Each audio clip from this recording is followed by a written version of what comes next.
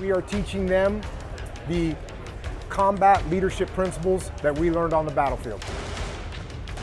The biggest takeaway that you can have from this is taking ownership instead of blaming others, finding excuses, or maybe even denying that problems exist.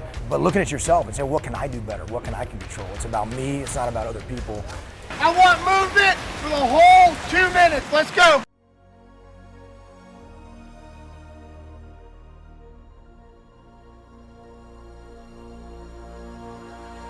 This morning, woke up at 3:30, came to Bryant Park, started with a jog, and then did an hour of physical training, some military style exercises, burpees, push-ups, sit-ups, flutter kicks, jumping jacks. By the end, I felt like I was gonna throw up. I'm definitely wide awake. 6 o'clock right now, and we're in beautiful Times Square. A lot of people came here a long way to get here, so everyone's in a good mood, ready to have a strong day, so feeling good. We want you guys to be engaged in the game, as I know so many of you already are. You got to take ownership, not just of things that you own, but also take ownership of other parts that affect your mission.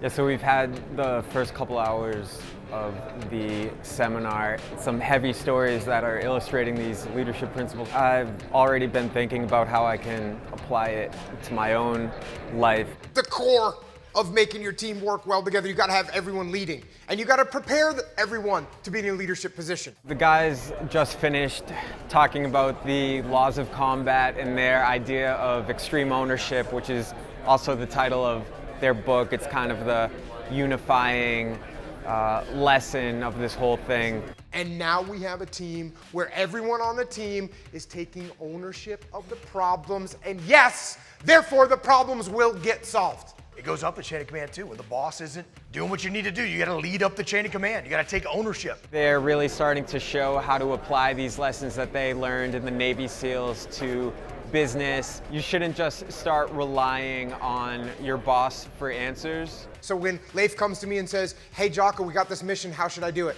And I go, okay, well this is the best way to do it. No!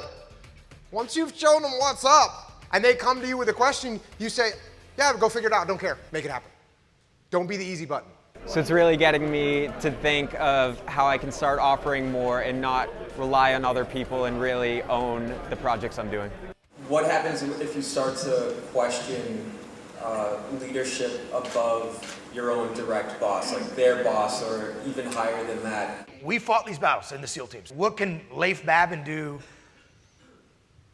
about the direction of the war in Iraq? We can do our utmost to win in the small little area that we can influence in the way that we can impact the battlefield. I think that's all you can do. This guy JP comes out, he was one of the SEALs that served with Jocko and Leif, and he gives this really energetic, passionate speech about how to be motivated and how to motivate a team that just leaned into some final lessons from Jocko and Leif that were really interesting. Stop and think about how you can apply these things to you. The biggest enemy that you could be facing is yourself, which it's just a good note to go out on.